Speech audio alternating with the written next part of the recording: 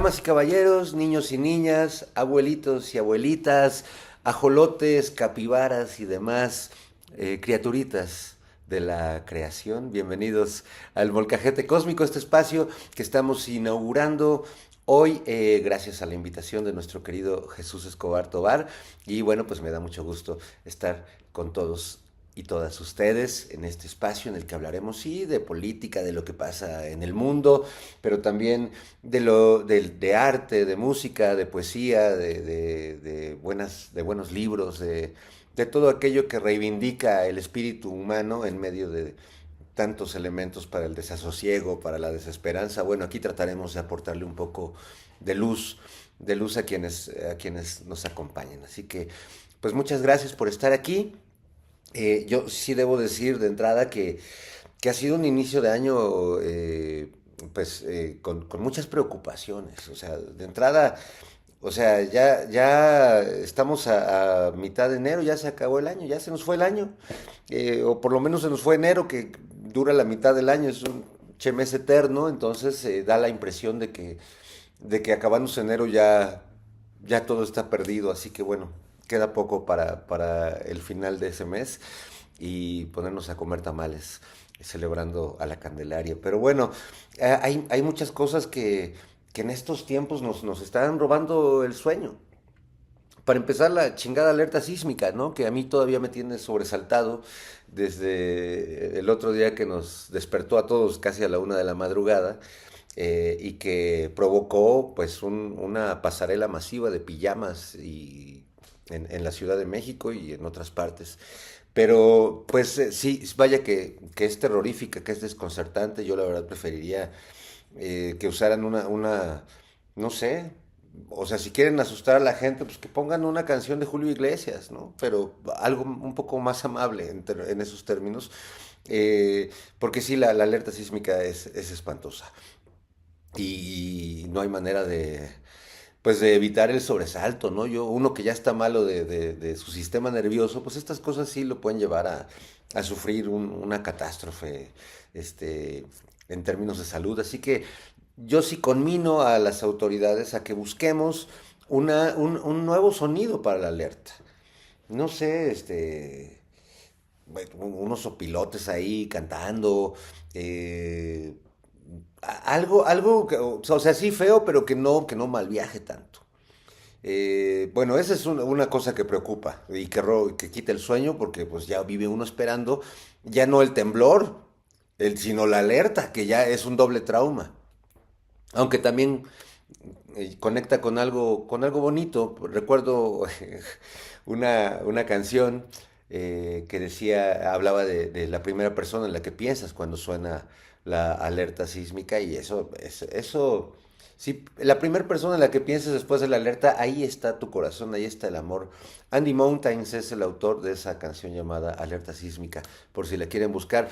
Pero bueno, también me preocupan otras cosas. Obviamente nos preocupa pues que Donald Trump, este tipo completamente fascista, deschavetado, megalómano, pues continúe intimidando, amenazando e incluso invadiendo diferentes partes del mundo. Es un mal viaje realmente lo que sucedió y sigue sucediendo en Venezuela, la manera en la que descaradamente de un día para otro el cártel de los soles se le olvidó, el narcotráfico y el tráfico de fentanilo hacia su país se le olvidó y en realidad quedó develado pues su verdadero interés y su verdadera adicción, que es el petróleo venezolano.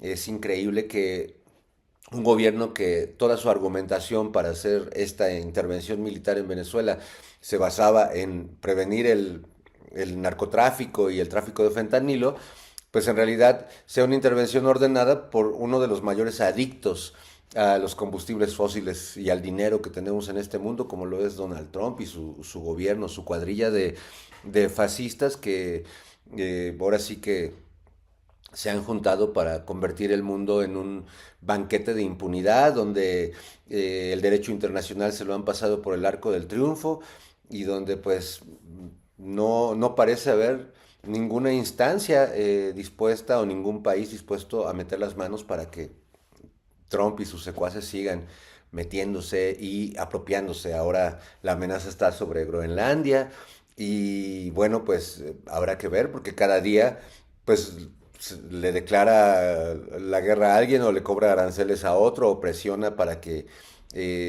conseguir esos consensos no consensuados. Eso sin duda da miedo y da miedo la adicción porque, o sea, la adicción de Trump al petróleo hace ver a un adicto al fentanilo como un niño de pecho, o sea, hace ver a los más adictos como personas casi saludables, o sea, esa es una adicción y no jaladas. Me recuerda mucho lo que decía un luchador caído en desgracia, el Shocker, 1000% guapo en sus tiempos gloriosos, que pues cayó en las adicciones terriblemente y en una entrevista que le hicieron muy desafortunada, hablando de una recaída en las drogas, decía que pues a él cuando era niño su mamá le dijo que lo que decidiera hacer, pues que se convirtiera en lo mejor del mundo. Y dijo, bueno, pues yo voy a ser drogadicto y voy a ser el mejor del mundo. Y vaya que el pobre, pues se ha causado un daño terrible. Así que en ese sentido, no piensen que se puede ser lo mejor del mundo haciendo el mal o haciéndose mal a uno mismo. No creo que sea un buen negocio en esta vida. Claro, también me da miedito que en la vida llegue María Corina Machado y me entregue una medalla, ¿no? O sea, tampoco creo que sea muy agradable. Al único que le agradaba esto o que le agrada esto es a Donald Trump porque soñaba con su medalla del Nobel de la Paz. Y me queda claro que María Corina tampoco es que la mereciera, así que quizás la culpa fue la que la orilló a entregársela al presidente Donald Trump. En todo caso, María Corina sin duda se merece otros reconocimientos, pero como la promotora del golpe de Estado en Venezuela más acuciosa. Y bueno, no debe sorprendernos que le haya entregado su medalla, porque finalmente ya le había entregado la soberanía de su país, ya le había entregado su propia dignidad personal, ya le había entregado, supongo que mucha información también sobre el régimen de Maduro, así que no debe sorprendernos. Más bien deberíamos preguntarnos qué es lo siguiente que le va a entregar María Corina a Donald Trump. Pero bueno, también me da mucho miedo que Julio Iglesias se me aparezca y me pellizque una nalga o me quiera besar a la fuerza. Sé que no soy su tipo, pero sin duda este depredador, eh, vaya que tardó mucho en ser denunciado y no es una denuncia, son muchísimas denuncias de personas que trabajaron con él en dos de sus casas que tiene fuera de España, porque además les encanta en particular a los habitantes de la revista Hola, irse a hacer sus cochinadas a otros países y regresar a España puros y castos, ¿no? Entonces, pues es terrible las denuncias que están hechas sobre Julio Iglesias, un tipo que pues en sus años de mayor fama pues presumía que hacía el amor con distintas mujeres 3 veces al día y que había tenido sexo con miles de mujeres y bueno, este discurso del macho bohemio y soñador como sus propias canciones decían. Yo me acuerdo una que oía mucho de niño que decía, eh, recuerdo que a veces soy cuerdo y a veces loco, y amo así la vida y tomo de todo un poco, me gustan las mujeres, me gusta el vino, y si tengo que olvidarlas, bebo y olvido. Y luego dice, mujeres en mi vida hubo que me quisieron, mas sin embargo otras también me hirieron, que no he vivido. Y bueno, termina que bebe y olvida y luego dice, y es que yo soy un truán, soy un señor algo bohemio y soñador. Eh, era como la romantización pues del depredador sexual que se convirtió finalmente en un viejo verde, pero verde, verde, del más podrido verde que existe. Y bueno, es tan terrible su caso que han salido a defenderlo personajes de la calaña, por ejemplo, de Isabel Díaz Ayuso, quien se encarga de la gobernanza en la ciudad de Madrid, España, quien pues así, a salir con todo envuelta en la bandera española a defender al ídolo Julio Iglesias. Y bueno, detrás de ella muchos otros reaccionarios, derechosos, protofachos que están defendiendo a este señor y que bueno, les encanta ver la paja en el ojo ajeno y no en el propio. Me da miedo también que Verástegui me ofrezca una entrevista y me da más miedo aceptársela y quizás más miedo aún que el defensor de los televidentes de los medios públicos me la censuren. Y chance hasta más miedo que pasado eso, la misma banda de izquierda se me vaya encima acusándome a mí de haber censurado otras cosas. Es decir, ya no sé qué me da más miedo en esos casos, pero vaya que uno ya tiene pues tratar de hacer algo para quitarse todo ese mal de ojo colectivo que está alrededor de este inicio de año tan atribulado, tan turbulento, tan movido y tan lleno de cosas que viendo lo que han sucedido estas primeras semanas de enero, se pregunta uno si quedarán eventos para rellenar el resto del año y quedarán turbulencias. Y evidentemente sí las habrá. Y habrá que estar preparados y habrá que tener pues el espíritu muy en alto y los principios de Calimán, la serenidad y la paciencia también como dos palabras protectoras en estos tiempos. Prefiero eso también a caer pues en la filosofía de Cristian Castro de no hacer nada, porque pues a lo mejor a Cristian le funcione, pero cuando la ONU se pone a aplicar esa filosofía, pues realmente se permite que se cause mucho daño en el mundo teniendo a un psicópata como Trump en el poder.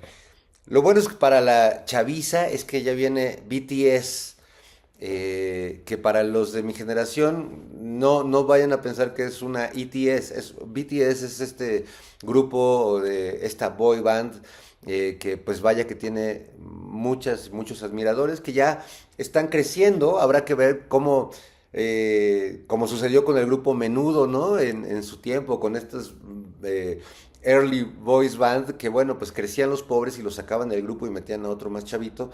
Habrá que ver en el caso de BTS cómo funciona la industria y cómo también funcionan sus fans, que vaya que son fans de Hueso Colorado, ante pues el hecho de que ellas vayan creciendo también y sus ídolos. Es duro eso cuando uno tiene ídolos en la adolescencia. Pero bueno, es un poco lo que está en el aire en estos momentos.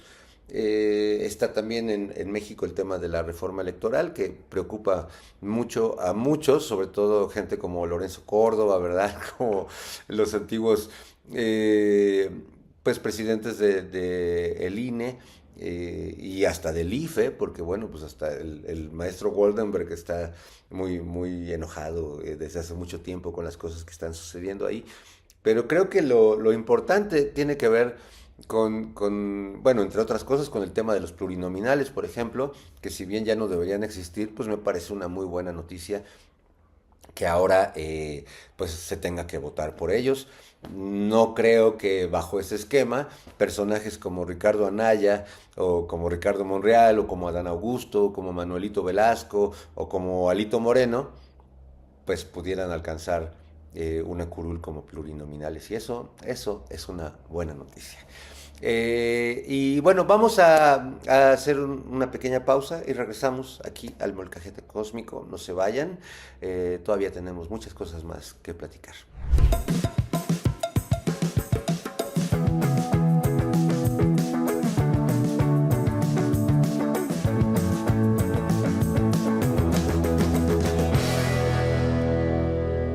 Mexicanas y mexicanos, los saluda su amigo Carlos Salinas de Gortari, también conocido como el Innombrable o el Chupacabras. Me da mucho gusto saludarlos y poder felicitar a mis amigos de un nuevo medio que está renovando la esperanza en el periodismo mexicano. Me refiero a La Aurora de México, dirigida por mi querido amigo y exlacayo Pablo Iriart. Quiero felicitarlo por el gran equipo que ha convocado, que incluye al cultísimo señor Aurelio Nuño, que va a tener una sección que se llama Vamos a leer. También se encuentra mi querido amigo Otto Granados, Luis de la Barrera, Claudia Ruiz Macié, a quien conocí muy bien por sus hermanos, Lía Limón, que es la nueva generación de políticas que tanta falta hacen en este país. Y para mostrar la pluralidad de este medio, también se encuentran finísimas personas como Roberto Gil Swart y también como el intelectual de Germán Martínez, que es nuestro Cantinflas de la política mexicana. Por eso, y muchas cosas más, felicito a la Aurora de México. Enhorabuena, amigos. Lograron reunir al mismo equipo que trabajaba en el periódico El Nacional cuando yo era presidente. Nunca olvidaré ese gesto. Todo lo demás es política ficción.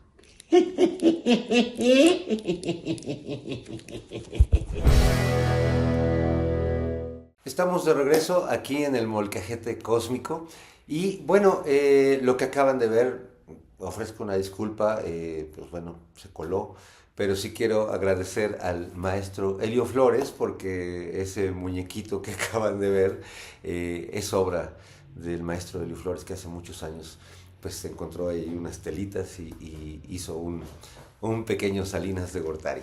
Entonces, bueno, quería platicar en esta ocasión, comenzamos hablando del tiempo y de lo rápido que pasa el tiempo o de lo rápido que pasamos por el tiempo. Y este año pues me cayeron algunos veintes en el sentido de que, bueno, ya se hizo un año de la muerte del enorme David Lynch, este gran cineasta visionario, revolucionario del cine, que además tiene una obra muy vasta y muy diversa. Se cumplieron 10 años de la muerte de David Bowie, el 10 de enero, 2 días después de su cumpleaños y de haber presentado Blackstar, su disco, su último disco, prácticamente un disco póstumo, y que es de una belleza tremenda y un disco que termina siendo parte de esa gran obra de arte que fue la propia vida de David Bowie. Creo que en el caso de estos dos artistas, tanto Bowie como Lynch, pues son personajes muy brillantes, demasiado luminosos, que marcan el camino que luego otros artistas siguen y que no hay manera de compararlos con ningún otro artista. Son únicos, son irrepetibles y les debemos tantas cosas, ¿no? En el caso de David Lynch, yo recuerdo varias de sus películas que me han marcado, quizás la que más por la época de mi vida en que la vi, por el contenido, el gran sentido del humor, la ironía, la dureza, fue Salvaje de Corazón, Wild of Heart, una especie de fábula terrible, un poco inspirada en El Mago de Oz, donde Nicolas Cage y Laura Dern hacen a una de las parejas más increíbles del cine, a mi modo de ver. Gran película, muy divertida. Quizás mi otra favorita, en el otro extremo, es Lost Highway, con Bill Pullman, Patricia Arquette, si no me equivoco, bueno, un gran elenco, que es como una película de terror psicológico, increíblemente lograda, con una banda sonora espectacular,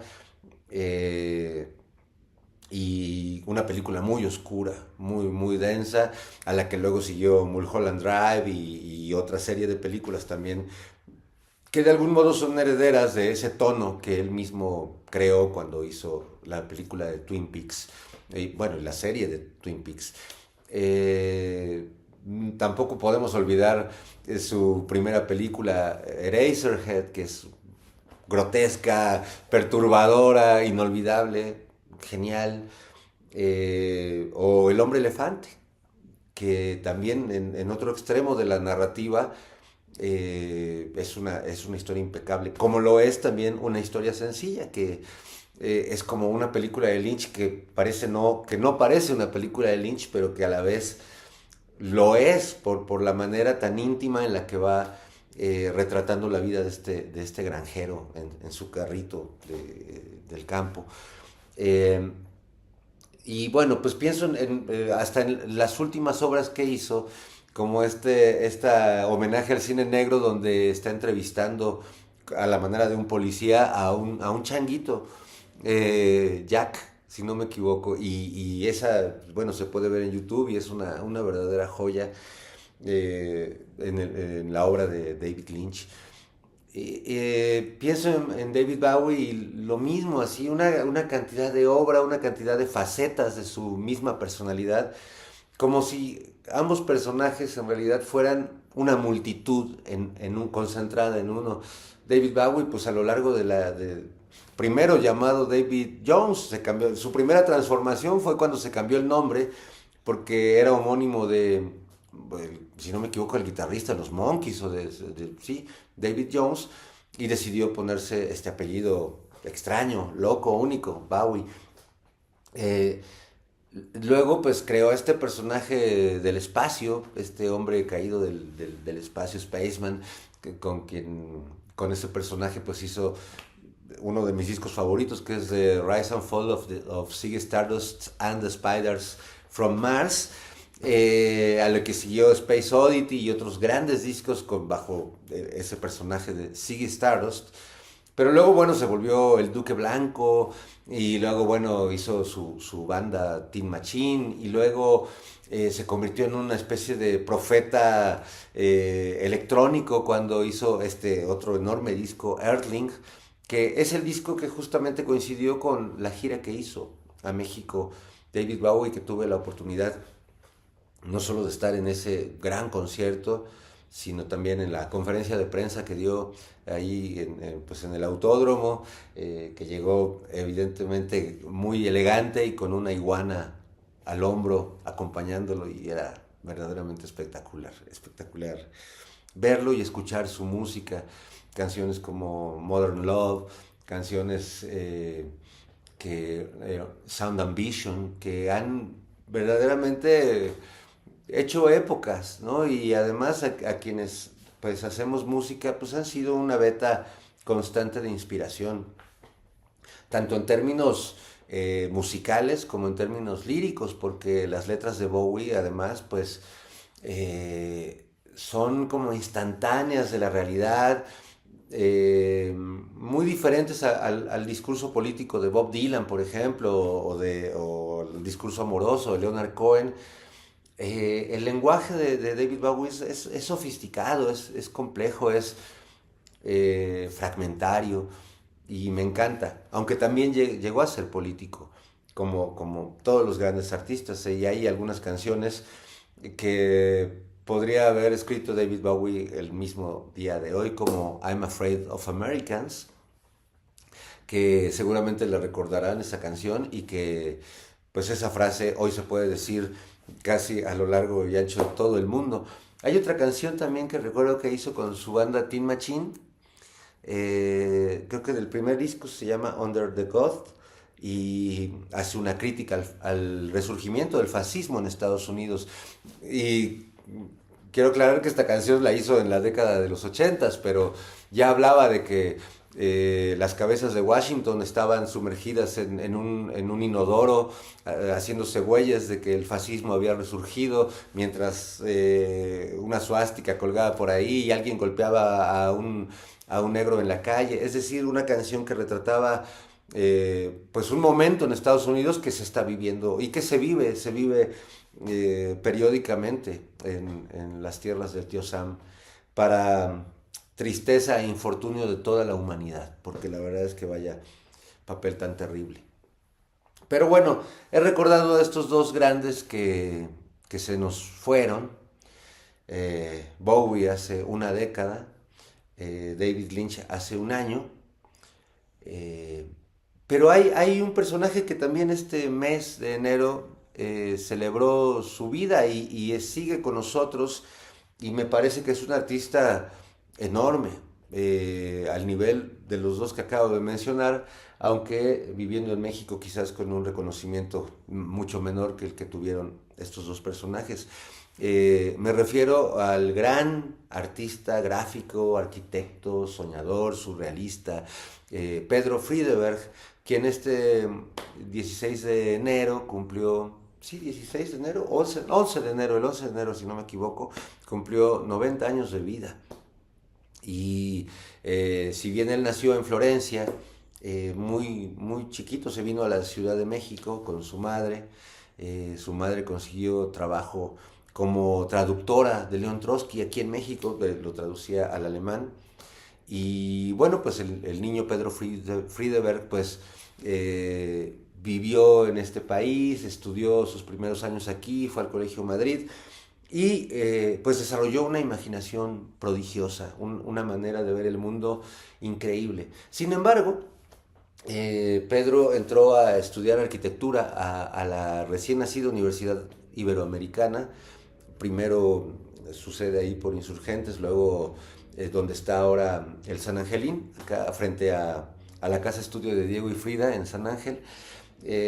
Y ahí, pues Pedro Friedeberg se dio cuenta de que su creatividad rebasaba los requerimientos de la arquitectura de esos tiempos cuando él estudió, que era pues, la escuela dominante, era la escuela funcionalista, un poco bajo los efluvios de Le Corbusier y la arquitectura al servicio de la función por encima de la estética.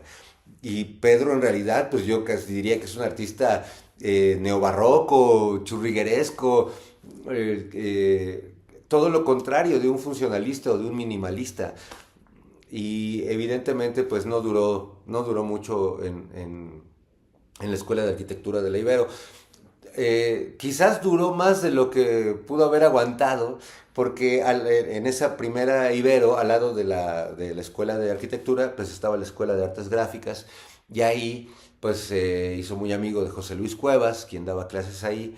También creo que en la Facultad de Arquitectura daba clase Matías Geretz, quien adoptó a Pedro como su discípulo, su ayudante, y con ellos fundó un grupo dentro todavía de la Escuela de Arquitectura que se llamaba Los Arquitectos con H, que estaban hartos de la arquitectura convencional o en boga.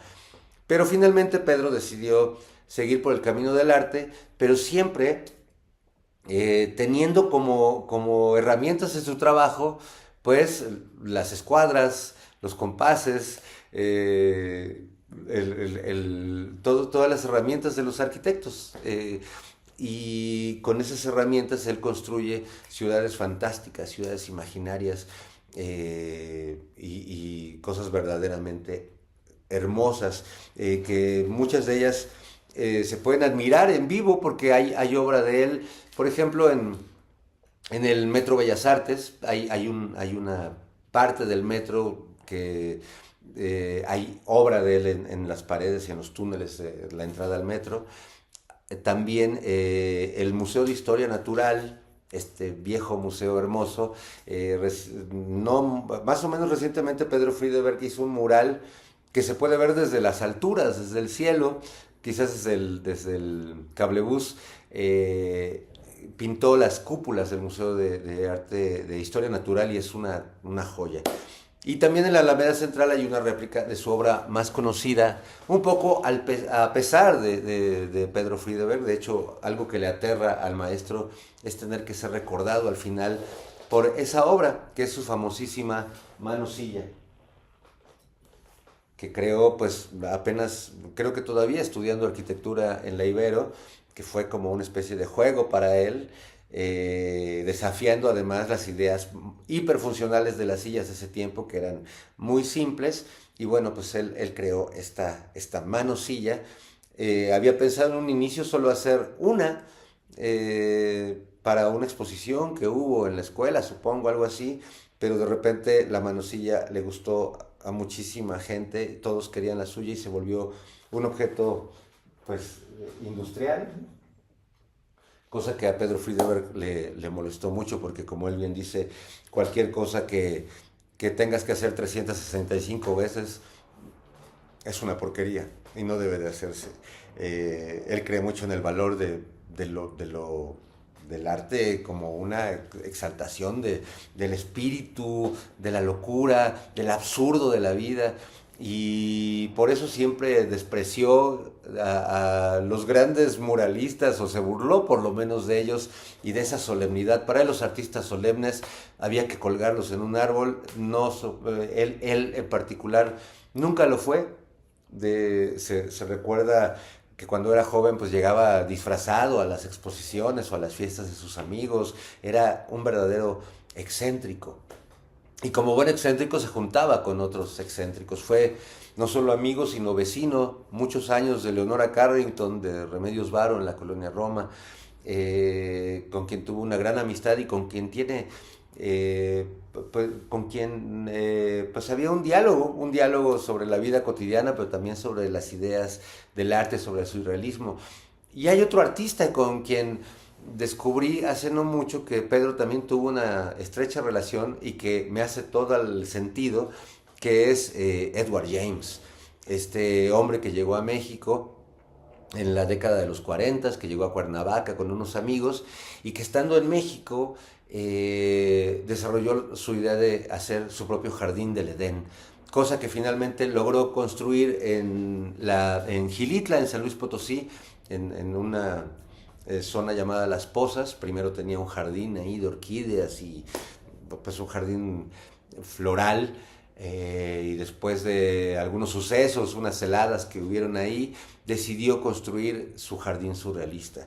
Un jardín hermoso, un lugar que se puede visitar actualmente ahí en la Huasteca Potosina y que es pues de las obras artísticas más, yo creo, imponentes, impactantes y bellas que tenemos en todo el territorio nacional y que sin duda es una de las grandes obras que existen en todo el mundo.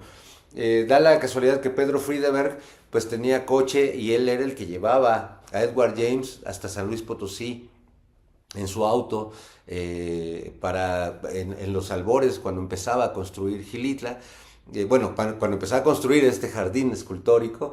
Y en esas pláticas el mismo Edward James le pidió a Pedro Friedeberg que le hiciera el modelo de una torre que quería construir en Colima, en un terreno que había comprado allá, que tuviera en la torre al final una alcachofa que se pudiera abrir y que se convirtiera en un mirador de las estrellas. Así de locos estaban y así con la lana que tenía Edward James, pues además podía convertir todos esos sueños en realidad. Y eso era pues la base del movimiento surrealista en esa época.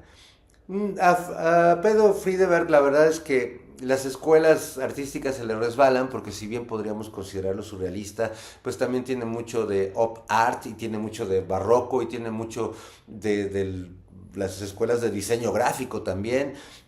Mucho de su trabajo se encuentra en este bello libro y en otras ediciones más recientes, editado por Editorial Trilce, Débora Holtz, gran editora, y en este caso también Juan Carlos Mena. Y este libro, bueno, está lleno de grandes análisis, textos sobre Pedro Friedeberg. Hay una frase que me gusta al inicio que se habla sobre un concepto de arquitectura que le aplica muy bien a este artista. Decía Friedrich Schelling, este filósofo alemán, que la arquitectura es música en el espacio, música concreta y congelada.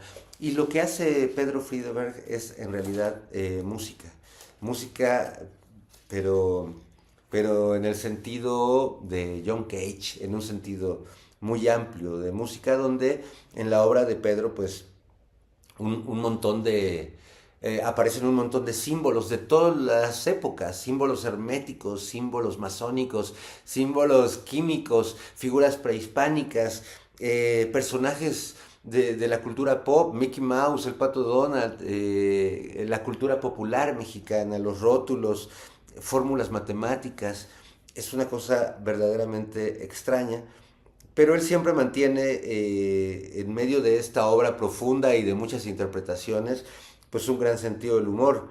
Él pues se dice que en realidad vino de vacaciones a la vida, anda de vacaciones por la vida, y en una autobiografía que hizo, él cuenta que nació en 1829 como una ardilla, pero que murió en 1837 fulminado por un rayo, y luego reencarnó 100 años después en un ser que sería Pedro Friedeberg, que sería un ser encubierto tempranamente por disfraces físicos y metafísicos.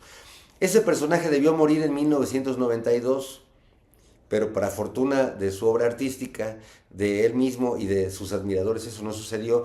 Por ello su siguiente reencarnación, ya sea en Ñu, en Jejen o en Gárgola, vaticinada para el 2085, va a tener que ser pospuesta.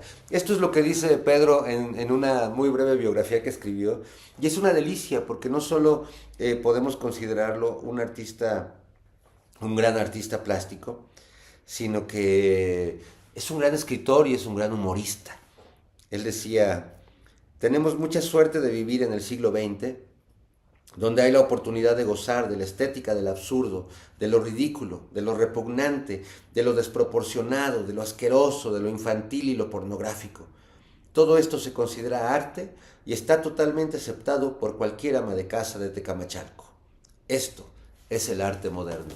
Y esto es Pedro Friedeberg. Les recomiendo mucho, mucho su obra, que la busquen. Hay algunos documentales también en YouTube donde pueden ver un poco de su vida, de su obra, de su pensamiento.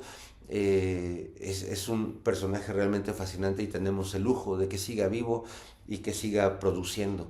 Hay un cuento, por cierto, un cuento en este libro y un cuento de los que solía publicar a veces en la prensa nacional, muy, muy divertido, que déjenme ver si lo encuentro por aquí para leerles un pequeño fragmentito. El cuento se llama El teléfono del Dr. Atl y les voy a leer un fragmento. 3 caracoles comenzaron la ascensión del Popocatépetl. Salieron a las 4 de la mañana y después de caminar 8 metros sudaban profusamente. Así que se frotaron sus antenas con unos paliacates chiquititos y descansaron 2 o 3 semanas. Y así comienza un cuento sobre estos 3 caracoles tratando de ascender el Popocatépetl, pues que después de varios días avanzaban 3 metros o 5 metros y así se la siguieron mientras tenían un debate metafísico, filosófico, bastante divertido e interesante. Así que bueno, pues ahí está mi recomendación y pues la semblanza que quería hacer de este personaje que tanto admiro, tanto como admiro la obra y la figura de David Lynch, que por cierto también tenía una faceta como escritor. Nos regaló ese libro hermoso sobre arte, sobre meditación trascendental, que es En busca del gran pez, o en busca del... Sí, creo que se llama En busca del gran pez, que es un libro muy bello.